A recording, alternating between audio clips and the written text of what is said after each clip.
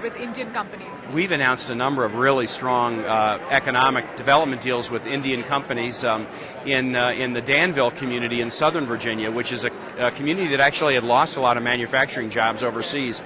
We've seen Indian investments in plastics production, and we've also seen Indian investments in other export-import businesses into the Hampton Roads area, where we have a very active port. We have seen basically Indian companies doing investments all over the Commonwealth, and it's something that I really value because of the strength of our Indian American community and the historic ties that these two large democracies have. And of course, in this election, even the Democratic candidates have been talking a lot about closing tax loopholes for companies that ship jobs overseas.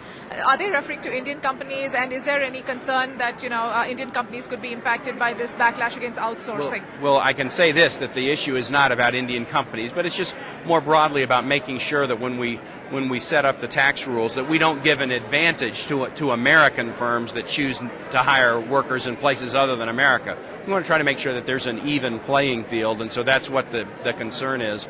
But again, India is the largest democracy in the world. The United States has had a traditionally strong relationship with India and really admire much of what's going on, and I know that Senator Obama is really focused on maintaining and strengthening that relationship. And finally, are you disappointed that you were not on the vice presidential nominee? Well, disappointment is a function of expectation, and I didn't expect it, never sought it. I was frankly really flattered to be considered, but I think Barack has made a good choice. He and Joe Biden are the right people to turn our nation's economy around. We need better partners in Washington, and we also have to take a different direction in terms of a national security strategy, and they have the judgment and experience to do that.